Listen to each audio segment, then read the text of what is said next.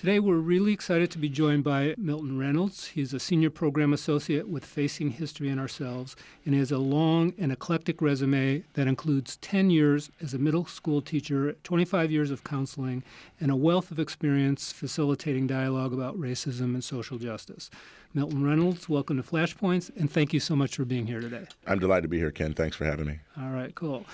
Can you start by telling us a little bit more about what's important to know about you and about the work that you've been doing in education and social justice?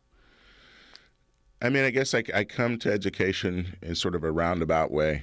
I grew up in an education family, but I didn't have the traditional path through education. I mean, I guess I was one of these students who was, for lack of a better word, fast-tracked for success, but started my flight of Icarus around the end of middle school, and by, junior and high school, I found myself kicked out of school, not because I wasn't interested in learning, but because of the seeming lack of relevance between what we were engaging in and the questions that I was entertaining that were related to my experiences in the world. So sort of long and short of it, I tried to avoid education, not only because of my own experiences in it, but my father's sort of preoccupation with me becoming an educator, but it has a strong gravitational pull. And so I got pulled back in and have discovered it to be a wonderful place and a place to begin to reimagine society, but to reimagine it along with others that are invested in living in a more inclusive and generative society than the one in which we currently live.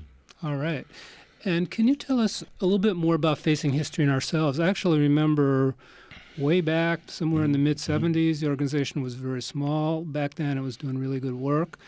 But I was actually surprised when I took a look at the website the other day and saw you're all over the country, maybe even all over the world. So what are you up to organizationally? So we're up to a lot of things. It's an organization that's grown considerably over nearly 40 years. I've been there for this is my 14th year of being working and Facing History. But we've got offices in 7 states and in 3 other countries. So we've got an office in Toronto, one in London, and an office in Cape Town that isn't officially Facing History, but it's very much Facing History affiliated. So we're interested in providing quality professional development for teachers and strong curricular resources in the service of creating student-centered classrooms in which students can be engaged around issues of prejudice, anti-Semitism, racism, for the purpose of creating a more humane and informed citizenry. So it's really moving into the hard history and asking different kinds of questions about human behavior in relationship to history, rather than assuming history is a series of preordained events. We recognize that history is the culmination. The events that make up history are really the culmination of choices made by individuals, and individuals acting as parts of groups in service of certain visions of nation or society. And so it's these case studies of difficult moments in human history that become the grist for the mill for the discussions that students and teachers have together. Yeah, that is fantastic. Our main focus for today is to take a deeper dive into the impact of what we're calling the corporate education agenda.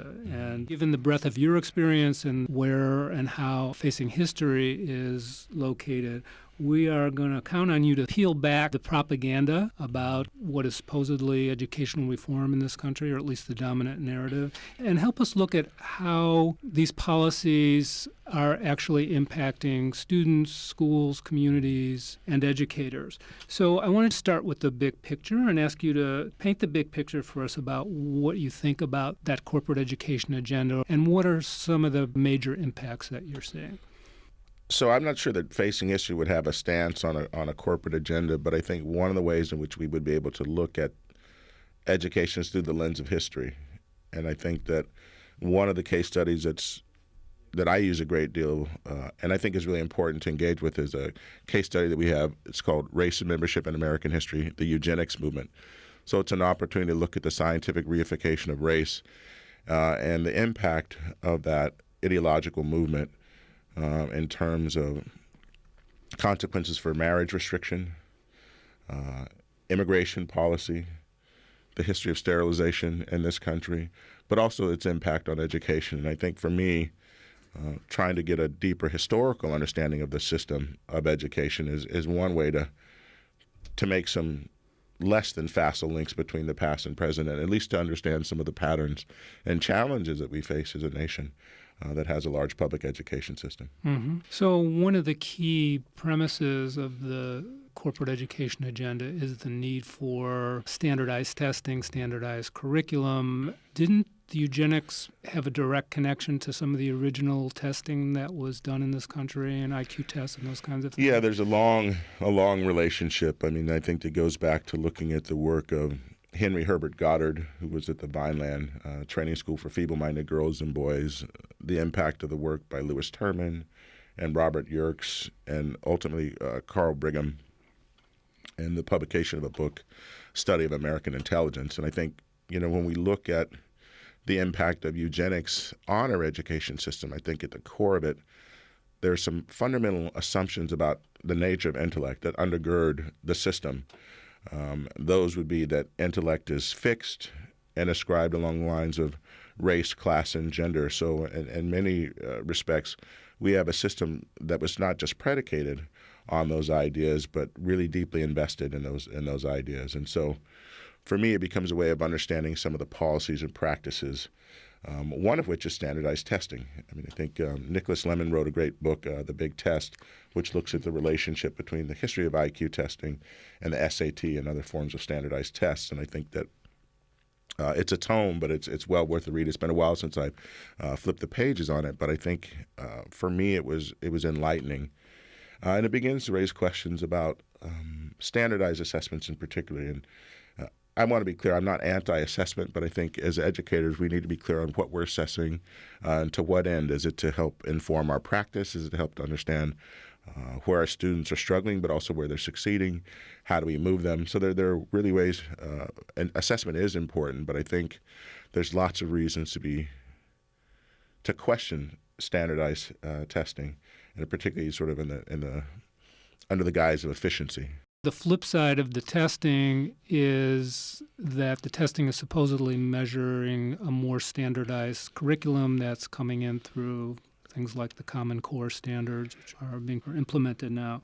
So how has the push for standardized testing and standardized curriculum impacted the kinds of conversations that you all think are important to have in the classroom around race, power, privilege? One of the things I'm always interested in is the patterns of outcomes. And again, who are the winners and losers? And it's not necessarily always winners and losers in a direct connection to individual opportunities, but thinking about what are the larger consequences for society when we have systems that fairly systematically select or deselect certain students and allocate opportunities to some and systematically deny opportunities to others. And I think when we look at the larger impact of those communities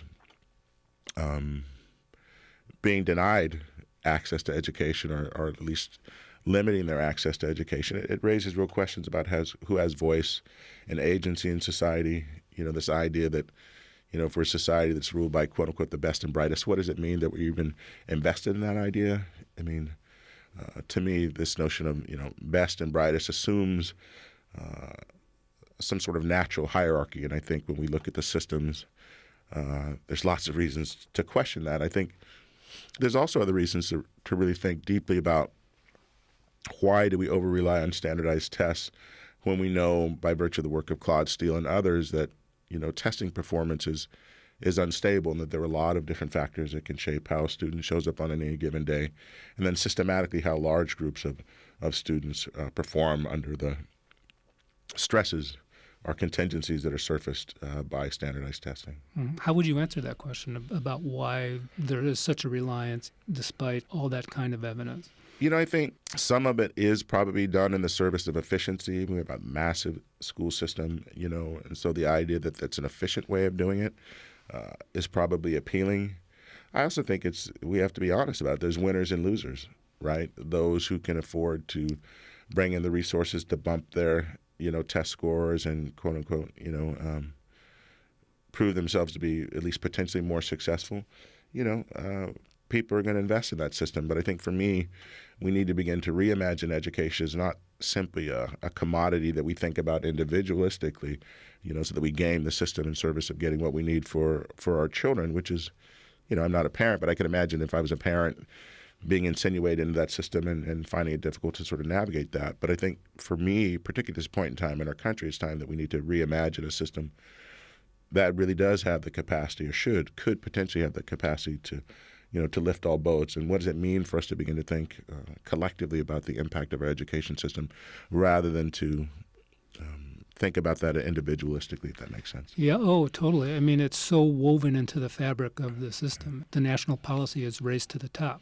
So what happens to the people who don't win the race, right? It's all about winners and losers, or the whole concept of grading. We're going to put all the kids of a particular grade, a particular age together. We're going to give you a month, and then we sort you out into who wins and who loses. We track you into different classes or vocational tracks. I mean, it's just so ingrained in everything about the system, as opposed to saying, we work with you wherever you are so that everybody masters it. I mean, there's nothing inherent in an education system that it has to be about winners and losers.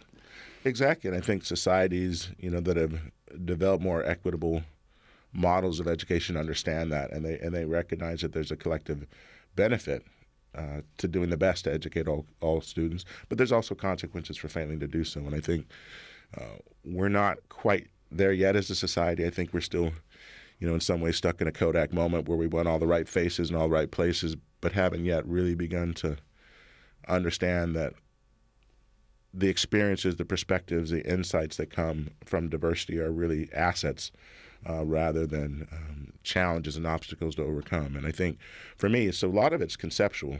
How do we understand our history in terms of the way in which it shapes the way in which we assign meaning to difference?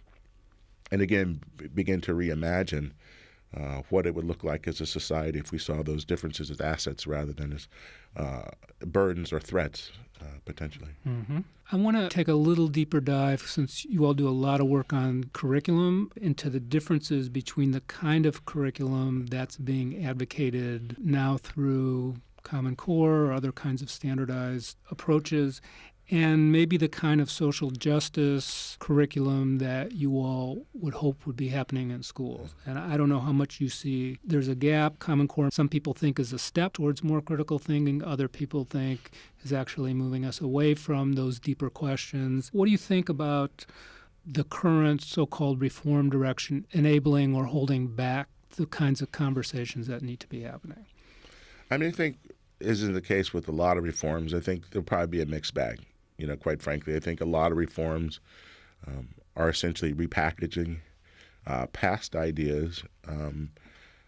I think that the impetus behind Common Core is interesting to me. I mean, I think, as I understand it, it's an effort to create a more equitable way of assessing and moving away from students who might benefit from cultural capital and actually moving to text-based analysis, and so that you're actually looking at skills rather than students are able to ride on what they know or inherit by virtue of who they are and where they exist in society.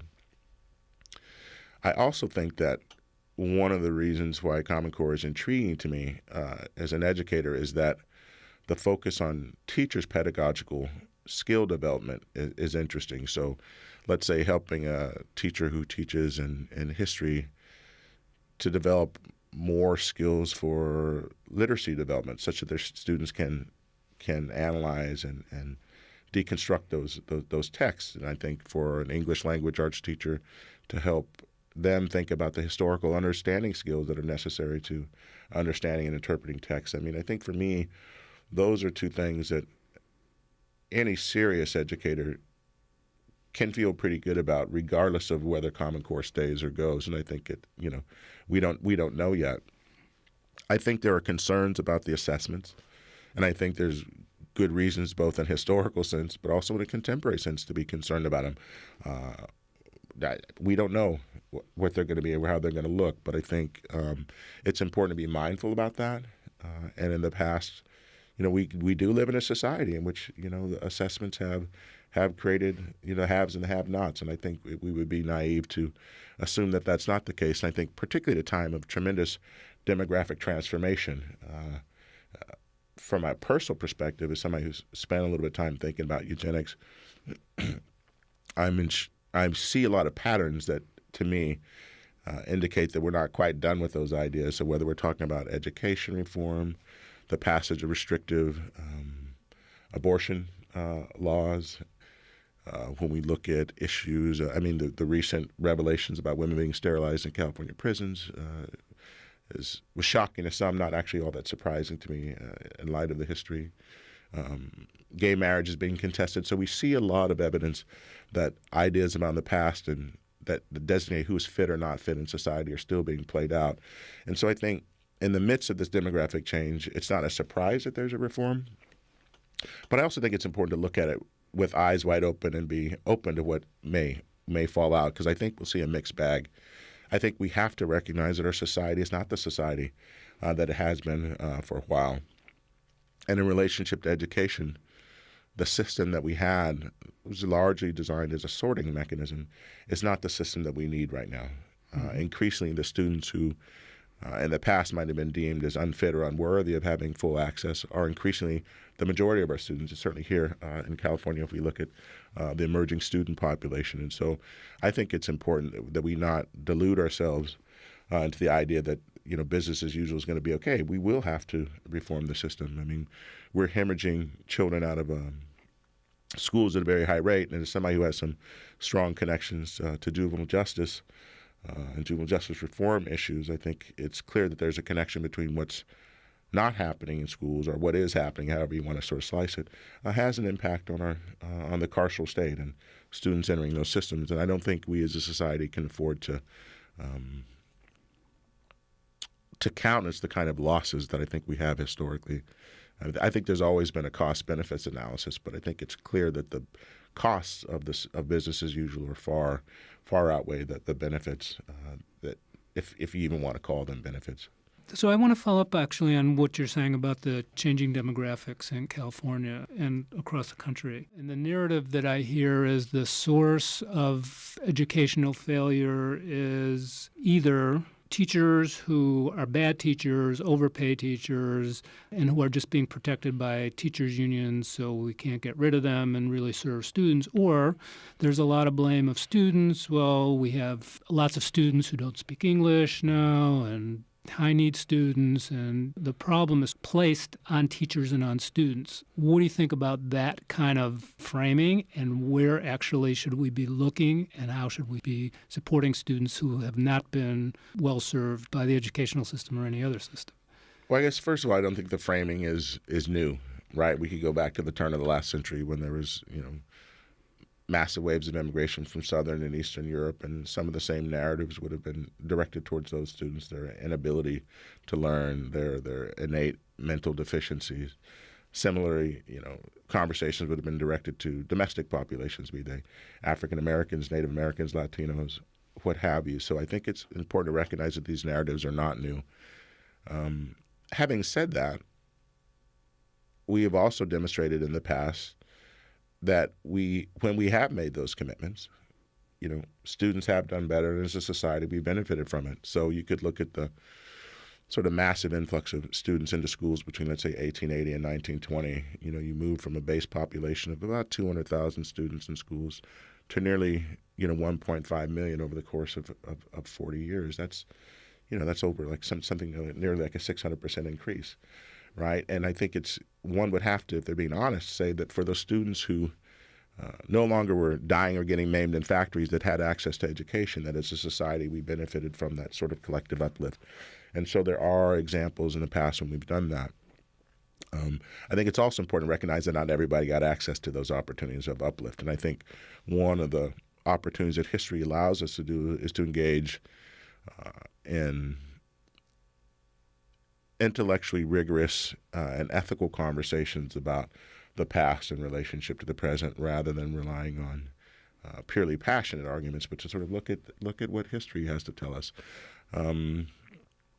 So I do think that we have the capacity as a society to do it. The question is whether or not we have the commitment or the political will, and then understanding that agency and voice is still not equitably distributed. So whose voices, carry the conversation, who has access to the levers of power, to what end are these conversations being framed, and who are the winners and losers. I think those are things we all have to always engage with, knowing that with innovation you're going to have some failure and some success. I mean, I think that's a tension that we have to hold, but I think if we see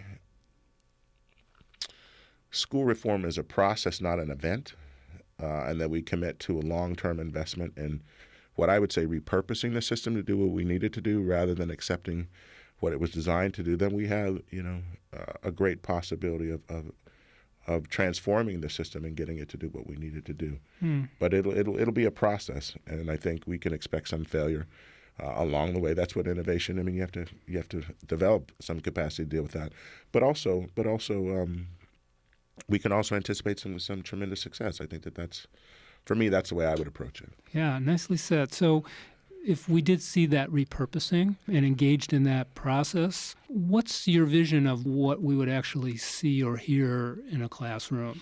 And are there any examples, actually, of some of those things happening right now that you might share with us? I mean, some of it would be relevant. I think it's been interesting to look at the recent battle in Colorado over the AP standards, or, the fight for ethnic studies in Arizona, and some of these other, the ongoing, battles in Texas about textbook content. But for me, as I sort of step back and look at that, part of what's at stake here is relevance. What allows students to lean into the learning. And I think you have to see it to be it, if that makes sense. So I think there's an opportunity to reimagine or broaden the scope of who we understand to be American and who's contributed to the success of the society. And so part of that is a battle over content. What's meaningful? How does expanding the narrative both invigorate our civic imagination, but also recognize that it challenges some people's conception of who can fundamentally be American? I think in these battles over curriculum and content, that's what we see. This idea, some of the language, I'm trying to sort of think of specifically, but, this idea that, some of this content makes students be, anti-democratic or subversive is such a silly, such a limited notion, I guess is what I would say. It communicates to me a very small tent vision of America, and that historically that's not our reality. And I think that if we could understand that through contestation for membership, we've vetted democracy or continue to vet democracy through allowing other people access, that there's something profoundly powerful about that idea, right? Versus saying that we are who we are by virtue of who was here before, and that we hold on to that vision. First of all, it's just not a reality. It's not rooted in history, but more importantly, it's such a limited vision of what our society could be. Mm-hmm. So for me, it's about sparking civic imagination, and getting people to invest and lean into the learning rather than to protect themselves, which is, I would say, many students are doing. So when we see these high rates of attrition, I think for me it's important that we ask ourselves different questions than we have been asking about why some of those patterns are what they are, rather than assuming that it's the 4 C's or 5 C's, the community, the caregivers, lack of something about their culture or their capacity, that we begin to say that perhaps these are self-protective measures. And how do we understand that?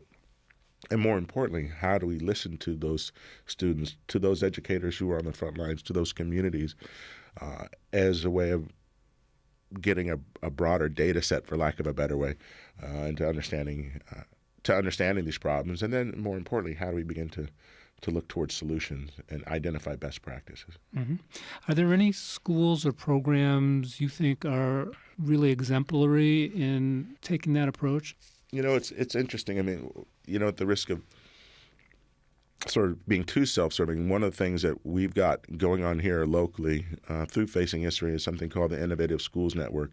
It's actually national in scope, but I'll focus, more on what we're doing locally because I think it's interesting and it's something I'm involved in on a regular basis. But, what we've done is we pulled together 7 different schools from across the Bay Area and identified those schools and teachers who are willing to make a deeper investment into some of Facing History's work. And I think for me, it's really a blend of pedagogical practices that are student-centered and content that's relevant and meaningful, and allowing teachers to create curricular journeys for their students that tap into what's relevant and meaningful for them. What's been most exciting is I think that in the context of this Innovative Schools Network, we've been able to do what the charter school movement was supposed to do, which was to innovate and then create mechanisms for distributing best practices.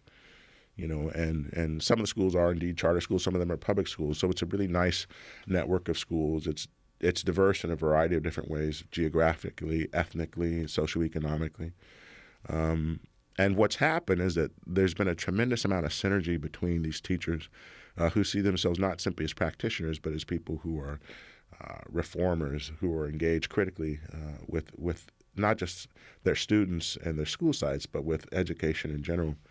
And so there's been a lot of innovation and collaboration across these schools. And I think what that's meant is that all the schools are beneficiaries of best practices. They have sounding boards and thought partners that are both, connected to their community specifically, but also to other communities. And then this year we're launching we started to launch it last year, but a student leadership cohort that is literally bringing together students from across these 7 different schools for a number of different occasions, over the course of this school year, to do some learning together, to collaborate on some service learning projects. And we hope to host a couple-day symposium with these students at the end of this school year. And if all things go as according to plan, 3 years from now, we'd like to do a statewide summit, bringing together students and teachers along with academics and activists, really talking about what does it mean to be a change agent in this particular moment in American history. So I think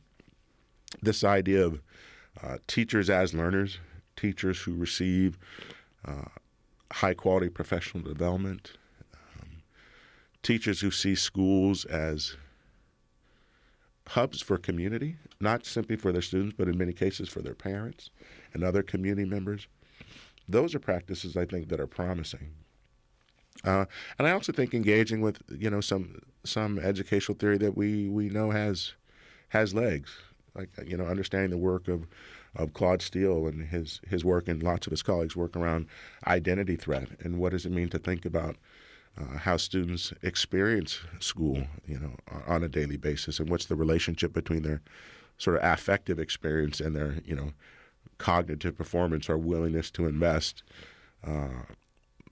Dorothy Steele, Claude Steele's wife, has actually been involved in some very important work around identity safety. So looking at how do we mitigate identity threat if we know that it's real. And I think it's been demonstrated to show up across a number of different domains of identity, gender, race, class, and Dorothy's work working to identify things that might mitigate those threat contingencies, and that work has proven to be very promising.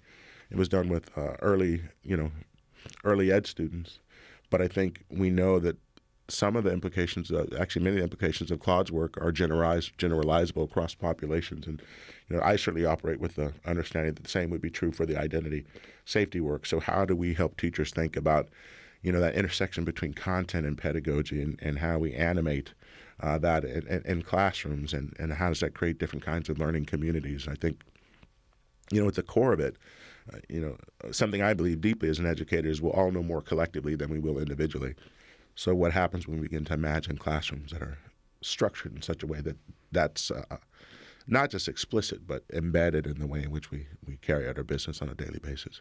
Really nicely said. What was the network called again? Oh, the Innovative Schools Network. School. So if any of our listeners are at schools that were interested in participating in that kind of collaboration with you, what would it mean for them to get involved? So it's a deeper level of investment. I mean, I think it comes along, for lack of a better word, with some branding opportunities. I mean, it's not entirely free of some obligation, but really is about making a deeper investment in facing history pedagogy and content, really making use of themes, thinking about the individual and society, we, they, issues around group membership, making a deep investment in case studies of history, moving out of that, looking at issues of justice and judgment, ultimately informing how we choose to participate. So all of the schools that are part of this network have made those investments. They have engaged and will continue to engage and participate in lots of professional development, but also be contributing to that community. So I think one of the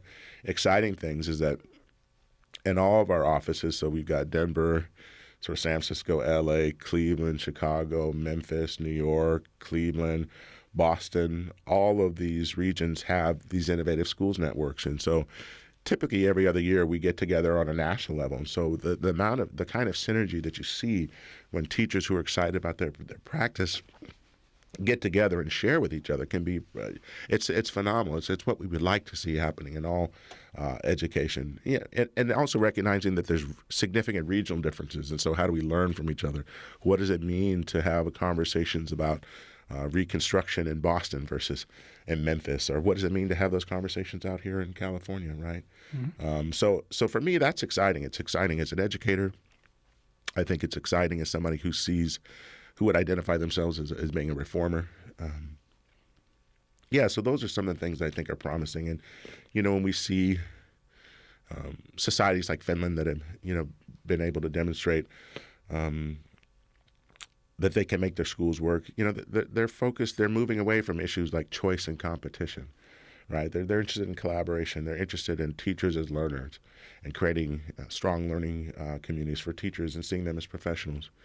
And working to create increased levels of trust and belief in not just in schools but in teachers and communities.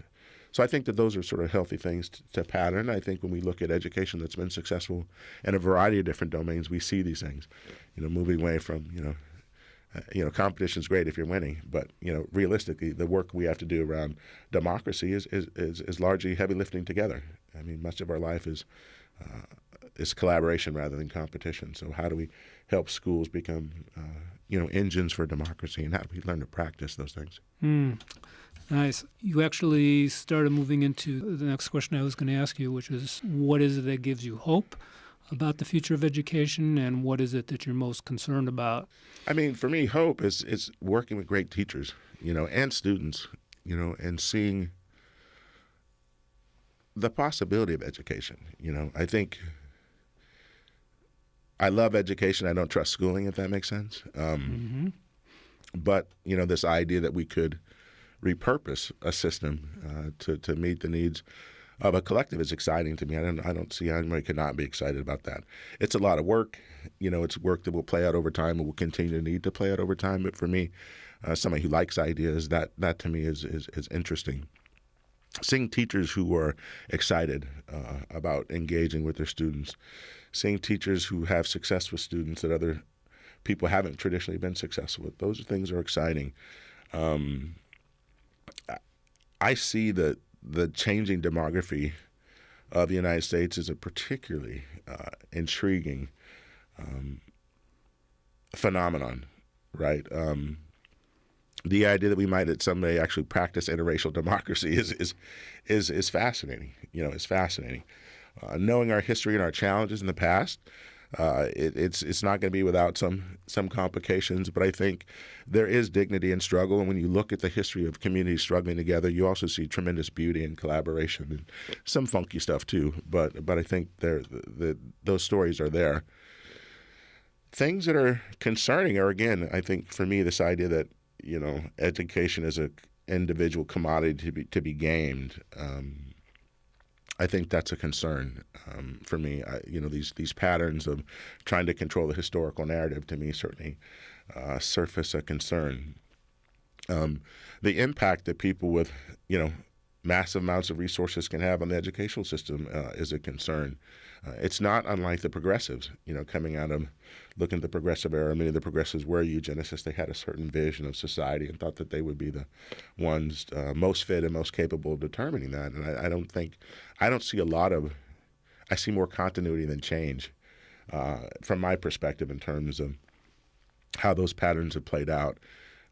Bill Gates' name comes up with great frequency. I don't know Bill Gates personally. I don't have an axe to grind against him, but I do think the amount of impact that one individual can have on a society is important to contend with, right? I suspect we'll see a mixed bag. Like I think with Common Core, I think we're going to see some positive outcomes from it, but I also think there's going to be some disenfranchisement. I think, again, it would be naive to assume that that's not the case. And I think the other thing that concerns me, quite frankly, and it may sound heretical being here at the epicenter of Silicon Valley, is the impact on technology, on learning. And, I don't want to suggest that there might not be some benefits to it, but for me, the concerns I have are about how it individualizes learning I think there's something very different between being in a classroom together with people and constructing knowledge and making meaning, rather than engaging remotely through some sort of digital interface and exchanging information. So I would make a distinction between exchanging information and constructing knowledge are two different processes. And I think for me, constructing knowledge is really about the interpersonal. I also sort of wonder about how it impacts educational funding, keeping current with the technology, keeping people trained, knowing that, quite frankly, the students' skill sets with the technology probably outstrip the teachers in many cases. But also wondering where's the value add. I think there's some ways in which we know that there has been some positive some impact, giving people access who didn't have access remote before because of proximity and things like that. Those things are real. I guess I can hold on to that, but I guess I'm not believing all the hype. And as somebody who's grown up here in the Bay Area, I see the impact on social interactions. I see the level of distractibility. I see people being alone together increasingly, and so I wonder about that. And I also think it's fair to suggest that there's a lack of diversity in the Valley. They tell themselves their own narrative about it being a meritocratic environment, but you see the absence of women, you see a large absence of people of color in the leadership. And for me, this gets back to that. It's not just about all the faces, all the right faces in all the right places. It's about the ideas that are being communicated and engaged on or not. And so for me, that absence of diversity also suggests that there's an absence of perspective and insights and understandings that are being pushed through these technologies. And education's an over $13 billion a year industry. Let's just be clear. There's a lot of money to be made, and people are lining up to get that money. And how much of that comes at the expense of children, and how much of this, quote unquote, these value-added scenarios are really adding value and are really enhancing learning. So those are the questions I try to maintain some tension with. It's not either or for me. It's really a both and. But I think as somebody who tends to sort of stand at a bit of a rakish angle to the narrative, I think it's easier for me to be more concerned about the downsides of technology than the upsides. And I think San Jose State's sort of calamity with their MOOCs and some of these other large learning